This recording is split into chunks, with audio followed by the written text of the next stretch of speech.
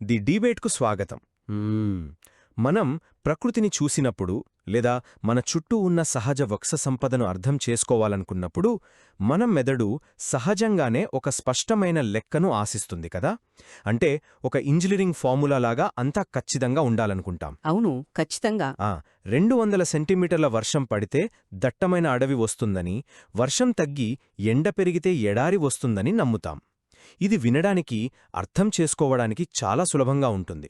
ఒక రకంగా ఒక స్పష్టమైన భరోసాను ఇస్తుంది. ఈరోజు మన చర్చ ప్రధానంగా భారతదేశ సహజ వృక్ష సంపద చుట్టూ తిరుగుతుంది. నా వాదన ఏమిటంటే, స్థూల వాతావరణ పరిస్థితులు అంటే ముఖ్యంగా వర్షపాతం, ఉష్ణోగ్రతలే అడవుల స్వభావాన్ని శాసించే తిరుగులేని శక్తులు. ఒక ప్రాంతంలో ఏ రకమైన అడవి ఉండాలో నిర్ణయించేది వాతావరణమే. డానికి ఇష్టపడతాం. ఈ వాతావరణముంటే ఈ చెట్టు మొలవాలి అని గీతలు గీసుకుంటాం. కాని నిజానికి క్షేత్రస్థాయిలో జరిగేది వేరు. నా వాదన ఏమంటే, వాతావరణమనేది కేవలం ఒక పునాదిని మాత్రమే ఇస్తుంది.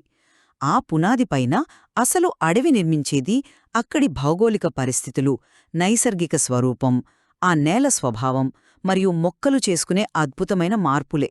అంటే మీరు వాతావరణం పాత్రను తక్కువ చేస్తున్నారా? లేదు, తక్కువ చేయడం లేదు. కాని ఇవే అడవులను విభిన్న పర్యావరణ వ్యవస్థలుగా తీర్చిదిద్దుతాయి అంటున్నాను.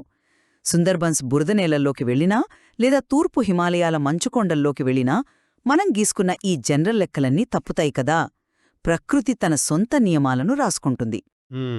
మీరలా ఎందుకనుకుంటున్నారో నాకర్థమైంది, కానీ దానికి సంబంధించిన నా వాదన వెనుకున్న ఖచ్చితమైన శాస్త్రీయ ఆధారాలను నేను ముందుగా వివరిస్తాను. భారతదేశ వృక్ష సంపదను మీరు పటంలో చూస్తే అది వర్షపాతమనే ఒకే ఒక్క సూత్రం మీద ఆధారపడి విస్తరించున్నట్లు చాలా క్లియర్గా కనిపిస్తుంది. ఎలా అంటారు? ఒక ఉదాహరణ చూద్దాం. ఎక్కడైతే 200 సెంటీమీటర్ల కంటే ఎక్కువ వర్షపాతం ఉంటుందో అక్కడ మాత్రమే మనకు సతత హరిత అడవులు అంటే ఎవర్గ్రీన్ ఫారెస్ట్ పెరుగుతాయి. వర్షపాతం ఒక 100 నుండి 200 సెంటీమీటర్ల మధ్య ఉందనుకోండి, ఆటోమేటిక్గా అవి ఆకురాల్చే అడవులుగా మారిపోతాయి. అవును. ఆ వర్షపాతమే 25 సెంటీమీటర్ల కంటే తక్కువకు పడిపోతే మనకు ముళ్ల పొదలతో కూడిన ఎడారి వృక్ష సంపద దర్శనమిస్తుంది. ఇంతకంటే స్పష్టమైన ఆధారం ఏముంటుంది చెప్పండి?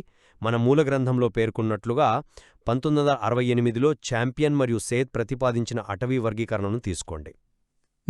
ఛాంపియన్ మరియు సేత్, కరెక్ట్. అవును. వారు భారతదేశ అడవులను 5 ప్రధాన గ్రూపులుగా 16 ఉపవిభాగాలుగా విభజించారు. ఈ విభజన దేని ఆధారంగా జరిగింది? ప్రధానంగా అవపాతం అంటే ప్రెసిపిటేషన్, వర్షం, మంచు లాంటివి, మరియు ఉష్ణోగ్రత.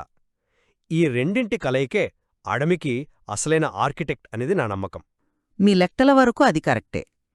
కాని అడవిని కేవలం వాతావరణం కోణం నుంచి మాత్రమే చూడటం దాని సంక్లిష్టతను తగ్గించటమే అవుతుందనిపిస్తుంది నాకు.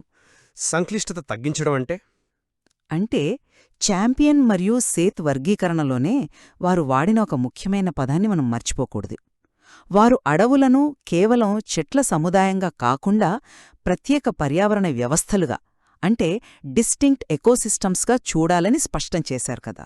అవును, పర్యావరణ వ్యవస్థలే. కాని ఆ వ్యవస్థను నడిపేది వాతావరణమే కదా. గంగా డెల్టాలోని సుందర్బన్స్ ప్రాంతాన్ని తీసుకోండి.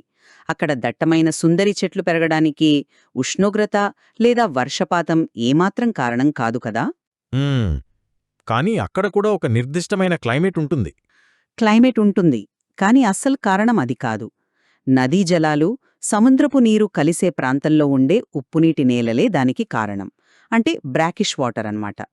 సాధారణంగా ఉప్పునీటిలో చెట్లు బతకలేవు. ఎందుకంటే ఉప్పునీరు చెట్ల వేర్లలోని నీటిని లాగేసుకుని వాటిని ఎండబెడుతుంది. కాని ఈ సుందర్బన్స్లోని చెట్లు ఆ ఉప్పును ఫిల్టర్ చేసుకునేలా తమ వేర్లను మార్చుకున్నాయి. ఇది వాతావరణం చేసిన అద్భుతమేమాత్రం కాదు. ఆహా, అంటే మీరు దాన్ని భౌగోళిక స్వరూపం ఖాతాలో వేస్తున్నారు. ఖచ్చితంగా. నదీ మరియు సముద్రం కలిసే డెల్టా అనే భౌగోళిక స్వరూపం, ఆ మట్టి స్వభావం సృష్టించిన అద్భుతమిది. మడ అడవుల అనుకూలతలు అద్భుతమైనవే, నేను దాన్ని కాదనను. కానీ క్షమించండి, ఇక్కడే మీరొక చిన్న విషయాన్ని విస్మరిస్తున్నారు. ఏంటది? ఈ సుందర్బన్స్ లాంటివి దేశ భౌగోళిక విస్తీర్ణంలో ఎంత శాతముంటాయి? చాలా చిన్న మినహాయింపులివి, కేవలం ఒక ఫ్రాక్షన్ ఆఫ్ పర్సెంటేజ్. ఒక దేశం యొక్క మొత్తం ముఖచిత్రాన్ని శాసించేది వాతావరణమే అని చెప్పడానికి మనం ఉష్ణమండల తడి సతతహరిత అడవులను అంటే ట్రాపికల్ వెట్ ఎవర్గ్రీన్ ఫారెస్ట్ని చూద్దాం. సరే, చూద్దాం. అవి పశ్చిమ కనుమల పశ్చిమ తీరం, అండమాన్ నికోబార్ దీవులు మరియు ఈశాన్య రాష్ట్రాలలో మాత్రమే ఎందుకున్నాయి. అక్కడ నేలలు వేరు, భౌగోళిక పరిస్థితులు వేరు, కాని వాటన్నిటినీ కలిపే ఒకే ఒక కారణముందక్కడ. వర్షపాతం అంటారు, అంతే కదా? ఖచ్చితంగా. కురిసే 250 సెంటీమీటర్ల వార్షిక వర్షపాతం మరియు 25 నుండి 27 డిగ్రీల సెల్సియస్ ఉష్ణోగ్రత. ఈ కండిషన్స్ ఉన్న చోటల్లా అడవులు 45 నుండి 60 మీటర్ల ఎత్తు వరకు ఒక దట్టమైన గొడుగులా పెరుగుతాయి. చెట్ల మధ్య ఏది పైకెదగాలి అనే పోటీకి వర్షపాతమే ఇంధనమిస్తోంది. వాతావరణం ఎంత ఖచ్చితంగా తన పని తాను చేస్తోందో చెప్పడానికి ఇంతకంటే పెద్ద ఎగ్జాంపుల్ ఇంకేముంటుంది. వర్షపాతం వల్లే సతతహరిత అడవులు వస్తాయి అన్న నీ నియమం వినడానికి బాగానే ఉంది, కానీ ఒక పెద్ద మినహాయింపు మీ వాదనను పూర్తిగా సవాలు చేస్తోంది అని నేను అనుకుంటున్నాను. ఏంటా మినహాయింపు? తమిళనాడు తీర ప్రాంతాన్ని గమనించండి. అక్కడ మనకు ఉష్ణమండల పొడి సతత హరిత అడవులు అంటే ట్రాపికల్ డ్రై ఎవర్గ్రీన్ ఫారెస్ట్స్ కనిపిస్తాయి. ఆ ప్రాంతంలో నైరుతి రుతుపవనాల వల్ల పెద్దగా వర్షం పడదు కదా. అవును, అక్కడ ఈశాన్య ఋతుపవనాల ప్రభావం ఎక్కువ ఉంటుంది. అది కేవలం ఆ ఈశాన్య ఋతుపవనాల ద్వారా శీతాకాలంలో ఒక 100 సెంటీమీటర్ల వర్షపాతం మాత్రమే కురుస్తోంది. సగటు ఉష్ణోగ్రత 28 డిగ్రీల వరకు ఉంటుంది. మీ లెక్క ప్రకారం 200 సెంటీమీటర్లుంటేనే కదా ఎవర్గ్రీన్ ఫారెస్ట్ రావాలి. కానీ కేవలం సగం వర్షపాతంతోనే అక్కడ చెట్లు సంవత్సరం పొడవునా పచ్చగా ఎలా ఉంటున్నాయి? అది నిజంగా ఆసక్తికరమైన పాయింట్. అవును, మన మూల గ్రంథం కూడా ఈ విషయాన్ని కొంచెం విచిత్రమైన విషయమని ప్రత్యేకంగా పేర్కొంది. ఇది వాతావరణం యొక్క పరిమితులను స్పష్టంగా చూపుతోంది కదా. వాతావరణం లెక్క తప్పిన చోట నేలలోని తేమను నిలుపుకునే స్థానిక భౌగోళిక లక్షణాలే ఆ అడవిని బతికిస్తున్నాయనేది నా బలమైన వాదన. తమిళనాడు తీరం నిజంగా ఒక మిస్ట్రీనే, నేను దాన్ని కాదనను. తక్కువ వర్షపాతంతో సతతహరిత అడవులు ఉండటం కొంచెం విచిత్రమే. కాని ఒకసారి ఆలోచించండి, దాన్ని ఆధారం చేసుకుని వాతావరణం ప్రాముఖ్యతను మనం తగ్గించలేం కదా. ఎందుకని? ఎందుకంటే ఆ అడవులు భారతదేశం మొత్తం అటవీ విస్తీర్ణంలో కేవలం 0.12% మాత్రమే. మీరు మళ్లీ సూక్ష్మదర్శినిలో చూసి మొత్తం అడవిని అంచనా వేస్తున్నారు అనిపిస్తోంది. అంటే పర్సెంటేజ్ తక్కువైదొక్కటే కదా. కాదు కదా. వాతావరణం యొక్క వాస్తవ బలాన్ని, దాని సామ్రాజ్యాన్ని చూడాలంటే మీరు ఆకురాల్చే అడవుల వైపు చూడాలి. డెసిజువస్ ఫారెస్ట్స్. భారతదేశంలో 39.30% పొడి ఆకురాల్చే అడవులు మరియు 18.47% తడి ఆకురాల్చే అడవులు ఉన్నాయి. అంటే దేశంలోని సగానికి పైగా అడవులివే. అవును. ఇవి ఎందుకు ఏర్పడ్డాయి? వసంతకాలం మరియు వేసవికాలంలో మన దేశంలో వర్షపాతం దాదాపు శూన్యం. ఎండలు మండిపోతాయి. అప్పుడు చెట్లేం చేస్తాయి? తమ ఆకులను రాల్చేస్తాయి. వేసవిలో నీరు దొరకనప్పుడు చెట్లు ఆకులు రాల్చడమనేది మనింట్లో పవర్ కట్ అయినప్పుడు అనవసరమైన లైట్లు, ఫ్యాన్లు ఆపేసి పవర్ సేవ్ చేసుకోవడం లాంటిది. మంచి పోలిక కదా.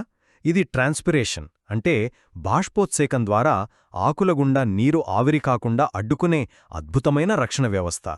దేశవ్యాప్తంగా ఉన్న ఈ ఖచ్చితమైన ఋతుపవన వాతావరణమే కదా సగానికి పైగా అడవుల స్వభావాన్ని డిజైన్ చేసింది. ఇక్కడ క్లైమేట్ కాకుండా ఇంకేముంది? ఋతుపవనాల ప్రభావం మైదాన ప్రాంతాల్లో మీరు చెప్పినట్లుగా బలంగానే ఉండొచ్చు. నేను దాన్ని అంగీకరిస్తాను. ఆకురాల్చే విధానం నిజంగా ఒక అద్భుతమైన మెకానిజమే. కానీ అదే ఋతుపవనాల వర్షం మైదానాలను దాటి పర్వత ప్రాంతాలను తాకినప్పుడు కథ పూర్తిగా మారిపోతుంది. పర్వత ప్రాంతాలు అంటారా? అవును, మీరు వాతావరణాన్ని మాత్రమే చూస్తున్నారుగాని నేను ఆ వాతావరణాన్ని తనిష్టముచ్చినట్లు మార్చేసే నైసర్గిక స్వరూపాన్ని అంటే టోపోగ్రఫీని చూస్తున్నాను. నేలమట్టం నుండి మనం పైకి వెళ్లే కొద్దీ వాతావరణం తన ఆధిపత్యాన్ని కోల్పోయి భౌగోళిక స్వరూపానికి తల వంచుతుంది. ఇక్కడే మీరు పొరబడుతున్నారని నాకనిపిస్తోంది. ఏమంటే పర్వత ప్రాంతాల వృక్ష సంపద గురించి మాట్లాడాల్సొస్తే నా వాదన మరింత బలపడుతుంది తప్ప బలహీనపడదు. ఏ విధంగా? హిమాలయాలను చూడండి. 900 మీటర్లెత్తు దాటిన తర్వాత ఏం జరుగుతుంది? ఎత్తు పెరిగే కొద్దీ ప్రతి 1000 మీటర్లకు సుమారు 6.5 డిగ్రీల సెల్సియస్ ఉష్ణోగ్రత పడిపోతుంది. దీన్నే మనం ఉష్ణోగ్రత క్షీణత అంటాం. ఈ టెంపరేచర్ ల్యాప్స్ రేట్ వల్లే కదా వృక్ష సంపద కింద నుండి పైకి వెళ్లే కొద్దీ మారుతుంది. మారుతుంది, కాని ఒక్క నిమిషం. కింద ఉష్ణమండల అడవులు, ఆ పైన ఉప ఉష్ణమండల, ఆ పైన సమశీతోష్ణ అడవులు వస్తాయి. అంటే 1500 నుండి 3300 మీటర్ల మధ్య పైన్స్, సెడార్స్ లాంటి కోనిఫెరస్ చెట్లు వస్తాయి. చివరగా 3500 మీటర్లు దాటాక డ్రై ఆల్పైన్ స్క్రబ్స్ దర్శనమిస్తాయి. ఒకే రకమైన మట్టి ఉన్న పర్వతం మీద కింది నుండి పైకి వెళ్లేసరికి అడవి స్వరూపం 5-6 రకాలుగా ఎందుకు మారింది? పూర్తిగా ఉష్ణోగ్రత మరియు మంచు కురుస్తున్న విధానమే కదా చెట్ల మనుగడను అక్కడ శాసిస్తోంది. ఎత్తు పెరిగే కొద్దీ ఉష్ణోగ్రత తగ్గుతుంది కాబట్టి చెట్లు మారతాయి అనడం చాలా సరళమైన వాదన అనిపిస్తుంది నాకు. ఆ లెక్కన ఏ పర్వతానికైనా ఇది ఒకేలా వర్తించాలి కదా. అంటే సాధారణంగా వర్తిస్తుంది. ఇక్కడే నేను ఒక క్లాసిక్ ఉదాహరణతో మీ వాదనను సవాల్ చేస్తాను. పశ్చిమ హిమాలయాలు మరియు తూర్పు హిమాలయాల మధ్య ఉన్న వ్యత్యాసాన్ని గమనించండి. ఓకే. పశ్చిమ హిమాలయాల్లో అంటే కాశ్మీర్ వైపు ఆల్పైన్ వృక్ష సంపద 3000 మీటర్ల ఎత్తు వరకు మాత్రమే కనిపిస్తుంది. ఆ పైన చెట్లు పెరగలేవు.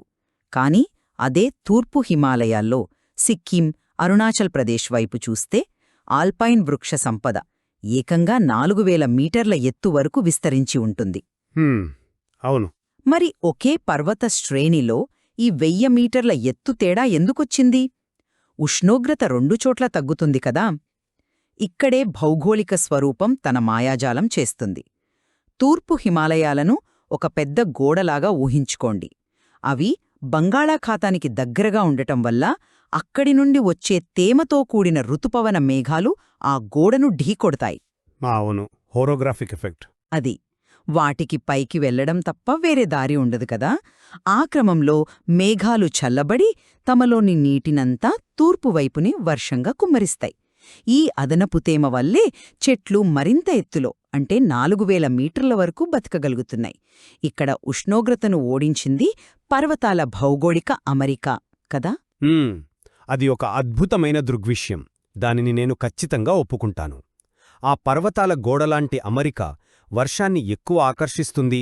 కాని చివరకు ఆ పర్వతం పిండుతున్నది కూడా వాతావరణంలోని వర్షపాతాన్నే కదా. కాని ఆ వర్షాన్ని ఎక్కడ పడాలో డిసైడ్ చేసింది పర్వతం కదా. సరే, మనం పర్వతాలను పక్కనబెట్టి అడవి నేల మీద ఏం జరుగుతుందో చూద్దాం.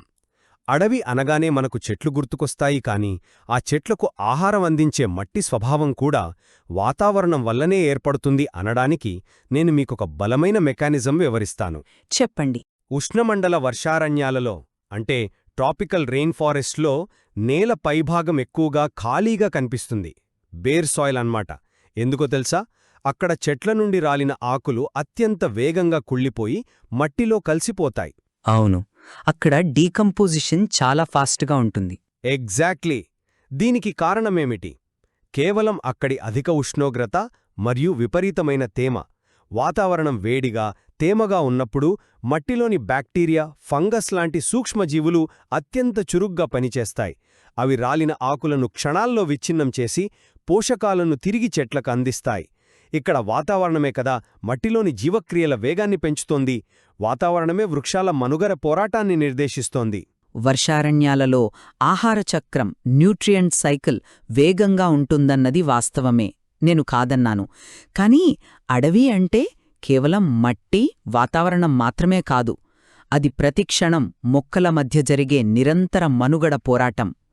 వాతావరణాన్ని ఎదిరించి దాన్ని దాటుకుని నిలబడే జీవ పరిణామాలను అంటే బయోలాజికల్ ఇన్నోవేషన్స్ని మనం ఏమాత్రం విస్మరించకూడదు. అంటే మీ ఉద్దేశ్యంలో మొక్కలు వాతావరణాన్ని జయిస్తాయి అంటారా? ఒక్క రకంగా అంతే కదా. మీరు వర్షారణ్యాల గురించి చెప్పారు కాబట్టి అక్కడికే వద్దాం. అక్కడ చెట్లు 60 మీటర్ల ఎత్తు వరకు పెరిగిపోయి దట్టమైన అటవీ పందిరిని, ఒక క్యానోపీని ఏర్పరుస్తాయి. దానివల్ల సూర్యరశ్మి నేలమీద పడదు. కిందంతా చీకటిగా ఉంటుంది. వాతావరణం సూర్యరశ్మిని కిందకు రానివ్వనప్పుడు మొక్కలేం చేస్తాయి? అక్కడే వాటి అద్భుతమైన మార్పులు మొదలవుతాయి. మీరు క్లైంబర్స్ గురించి చెప్తున్నారా? అవును, క్లైంబర్స్ లియానాస్ రూపంలో కొన్ని మొక్కలు మట్టిలో వేర్లున్నా సరే కాంతి కోసం పెద్ద చెట్లను అల్లుకొని ఏకంగా 100 అడుగుల పైకి ప్రాకుతాయి. ఎపిఫైట్స్ లాంటి కొన్ని మొక్కలైతే మట్టితో సంబంధమే లేకుండా నేరుగా చెట్ల కొమ్మల మీదే పుట్టి పెరుగుతాయి, గాలిలోని తేమను లాక్కుని బతుకుతాయి. ఇవి వాతావరణం డిజైన్ చేసినవి కావు కదా, ఆ వాతావరణం సృష్టించిన చీకటిని జయించడానికి మొక్కలు తమను తాము అప్గ్రేడ్ చేసుకున్న విధానాలు. అది సర్వైవల్ మెకానిజం ఒప్పుకుంటాను. రాయలసీమ ప్రాంతం లేదా రాజస్థాన్ అంచులను చూడండి. అక్కడ ఉష్ణమండల ముళ్ళ అడవులున్నాయి, థార్న్ ఫారెస్ట్స్. వాతావరణం అత్యంత కఠినంగా పొడిగా ఉంటుంది. వర్షపాతం 75 సెంటీమీటర్ల కంటే తక్కువే. అక్కడ పెరిగే పొదలకు, చిన్న చెట్లకు ఆకులు చాలా చిన్నవిగా ఉంటాయి, లేదా ఆకులే పూర్తిగా ముళ్ళుగా మారిపోతాయి. ఎందుకు? ఆకులు పెద్దవిగా ఉంటే ఎండకు వాటిలోంచి నీరు ఆవిరైపోతుంది. కాబట్టి ఆకును ముళ్ళులా మార్చేసుకుని తమలోని నీటిని దాచుకుంటాయి. ఈ ముళ్ళు జంతువుల నుండి కూడా రక్షిస్తాయి. ఇక్కడ మొక్కల భౌతిక నిర్మాణమే ఒక ఎకోసిస్టంగా మారుతోంది. వాతావరణం ముళ్ళ అడవిని ఇవ్వలేదు, వాతావరణం పెట్టిన కరువుకు మొక్కలు కనిపెట్టిన పరిష్కారం ఆ ముళ్ళు. ముళ్ళుగా మారడం, పైకి ప్రాకడం ఇవన్నీ అద్భుతమైన జీవక్రియలే, దాన్నెవరూ కాదనలేరు. కాని వాటిని వాతావరణానికి అతీతంగా చూడలేము అని నేనంటాను. ఎందుకు చూడలేము? ఎందుకంటే అసలు ఒక మొక్క ముళ్ళుగా ఎందుకు మారాల్సొచ్చింది? అక్కడ వర్షపాతం తక్కువగా ఉన్న వాతావరణం వల్లే కదా. మీరు చెబుతున్న అనుకూలతలన్నీ వాతావరణం సెట్ చేసిన బౌండరీ లైన్స్ లోపల ఆడుతున్న ఆటలే. వాతావరణం పెట్టిన కండిషన్స్కి రియాక్షన్స్ మాత్రమే ఇవి. అయితే ఆ బౌండరీలు దాటిన ఉదాహరణ కూడా నా దగ్గర ఒకటుంది. విదురు గురించి మాట్లాడుకుందాం. బ్యాంబూ. అవును, బ్యాంబూ. మూల గ్రంథం స్పష్టంగా చెప్తోంది, కాశ్మీర్లోని అత్యంత శీతల ప్రాంతాలు మినహా భారతదేశం అంతటా ఇది పెరుగుతుంది అని. దానికి కారణం దాని వేరు వ్యవస్థ. వెదురు మొక్క పైకి కాలిపోయినా, అడవి మొంటల్లో కాలిపోయినా, మనుషులు నరికినా అది చనిపోదు. ఎందుకంటే దాని వేర్లు బలంగా ఉంటాయి కాబట్టి. కేవలం బలంగా ఉండటం కాదు, భూమి లోపల దానికొక రహస్య నెట్వర్క్ ఉంటుంది. అదే రైజోమ్ సిస్టమ్, ఒక అండర్గ్రౌండ్ బంకర్లాగా అన్నమాట. ఒకసారి ఆ వేరు వ్యవస్థ భూమిలో స్థిరపడితే బయట వాతావరణం ఎంత కఠినంగా ఉన్నా సరే అది దాక్కుని ఉండి కొద్దిగా అనుకూల పరిస్థితులు రాగానే అత్యంత వేగంగా పెరుగుతుంది. ఇక్కడ మొక్క యొక్క ఈ ఇన్నోవేషన్ వాతావరణ పరిమితులను ఓడిస్తోంది కదా. వెదురు ఒక అద్భుతమైన మొక్క, దాన్నెవరూ కాదనలేరు. కాని ఒకసారి ఆలోచించండి, మీ వెదురు ఉదాహరణలోనే నా వాదనకు మద్దతు కూడా దాగుంది. ఏ విధంగా? వెదురు దేశమంతటా పెరగవచ్చు, మీరు చెప్పినట్లు బంకర్లలో దాక్కోవచ్చు. కాని దాని అసలైన విస్తరణ అంటే డిస్ట్రిబ్యూషన్ పూర్తిగా వాతావరణ కారకాలపైనే ఆధారపడి ఉంటుందని డేటా చెప్తోంది. భారతదేశంలోని మొత్తం వెదురు వనరుల్లో 50% పైగా కేవలం ఈశాన్య రాష్ట్రాలు మరియు పశ్చిమ బెంగాల్లోనే ఎందుకు కేంద్రీకృతమై ఉన్నాయి ఆలోచించండి. అక్కడ వర్షం ఎక్కువ కాబట్టి. ఖచ్చితంగా. ఎందుకంటే అక్కడ తేమతో కూడిన ఆకురాల్చే మరియు సెమీ ఎవర్గ్రీన్ వాతావరణం ఉంటుంది. వెదురు ఒక పచ్చని బంగారం లాంటిది. అది జస్ట్ బతకడం వేరు, కాని అపారంగా దట్టంగా ఒక మహాసామ్రాజ్యంలా పెరగడం వేరు. అలా పెరగాలంటే దానికి ఖచ్చితమైన తేమ, వర్షపాతం అనే వాతావరణం కావలసిందే. మీరు ఏ మొక్క యొక్క అనుకూలతను తీసుకున్నా అది ప్రాథమికంగా తన చుట్టూ ఉన్న వాతావరణాన్ని తట్టుకోవడానికే జరుగుతుంది. వాతావరణం కల్పించిన ఆవరణంలోనే ఈ పోరాటం జరుగుతుంది తప్ప వాతావరణాన్ని శాసించే స్థాయికి మొక్కలు వెళ్లలేవు. అంటే మీరు వాతావరణాన్ని ఒక పెద్ద ఫ్రేమ్వర్క్లా లేదా ఒక నియమావళిలా చూస్తున్నారు? అవును, వాతావరణం ఎప్పుడూ పైచేయి సాధిస్తూనే ఉంటుంది. నేను ఆ ఫ్రేమ్వర్క్ను అంగీకరిస్తాను. వర్షం, ఎండ అనేది పర్యావరణానికి ముడిసరుకునేస్తాయి. కాని ఆ ముడిసరుకును వాడి అసలు చిత్రాన్ని గీసేది మాత్రం స్థానిక నేల, నైసర్గిక స్వరూపం మరియు మొక్కల జీవక్రియలే. నేల విషయానికి వస్తే మీరు ఒకే వాతావరణమున్న 2 ప్రాంతాలను తీసుకోండి. సరే. ఇండో-గంగా మైదానాల్లోని సారవంతమైన ఒండ్రు నేలలు అంటే అలూవియల్ సాయిల్స్ పూర్తిగా ఒక రకమైన వ్యవసాయ మరియు సహజ వృక్ష సంపదకు జీవం పోస్తాయి. అదే వాతావరణమున్న పశ్చిమ తీరంలోని ఎర్రటి లాటరైట్ నేలలు చూస్తే అవి కొబ్బరి, జీడిమామిడి మరియు రబ్బర్ తోటలకు మాత్రమే మద్దతిస్తాయి. అది మట్టిలో ఉన్న న్యూట్రియంట్స్ వల్ల. అవును, లాటరైట్ నేలల్లో ఇనుము, అల్యూమినియం ఎక్కువ ఉండి పోషకాలు కొట్టుకుపోయుంటాయి. ఇక్కడ ఆకాశం నుండి పడే వర్షం ఒకటే, అయినా నేలమీద ముల్చే చెట్టు మారుతోంది. వాతావరణం కంటే మట్టి స్వభావమే అక్కడ ప్రధాన పాత్ర పోషిస్తోంది కదా. ఈ సుదీర్ఘమైన లోతైన చర్చను మనం ఒకసారి సమీక్షిస్తే మనిద్దరి వాదనలు ఒకదానికొకటి పూర్తిగా వ్యతిరేకం కాదు అని నాకనిపిస్తోంది. బహుశా అవి రెండూ కలిసి ఒక సంపూర్ణమైన సత్యాన్ని ఆవిష్కరిస్తున్నాయి. నిజమే. నా వాదనేమిటంటే వాతావరణం, ముఖ్యంగా వర్షపాతం మరియు ఉష్ణోగ్రతలు భారతదేశ వృక్ష సంపదకోక విశాలమైన కాన్వాస్ను అందిస్తాయి. పశ్చిమ కనుమలలోని 250 సెంటీమీటర్ల వర్షపాతమైనా, హిమాలయాల్లోని మైనస్ ఉష్ణోగ్రతలైనా, దేశవ్యాప్తంగా వ్యాపించిన ఋతుపవనాలైనా అడవి యొక్క ప్రాథమిక స్వభావాన్ని అవే డిజైన్ చేస్తాయి. ఆ విశాలమైన కాన్వాసు, అందులో వాడే ప్రాథమిక రంగులు వాతావరణం అందించేవే. ఖచ్చితంగా. నా వాదనను సమీక్షిస్తే ఆ విశాలమైన కాన్వాస్ మీద అందమైన, వైవిధ్యమైన, కొన్నిసార్లు ఆశ్చర్యపరిచే అడవుల చిత్రాలను గీసేవి స్థానిక భౌగోళికాంశాలు, నేల స్వభావం మరియు ఆయా చెట్ల ప్రత్యేక జీవలక్షణాలు. తూర్పు, పశ్చిమ హిమాలయాల మధ్య మేఘాలను పిండేసే ఓరోగ్రాఫిక్ ఎఫెక్ట్ అయినా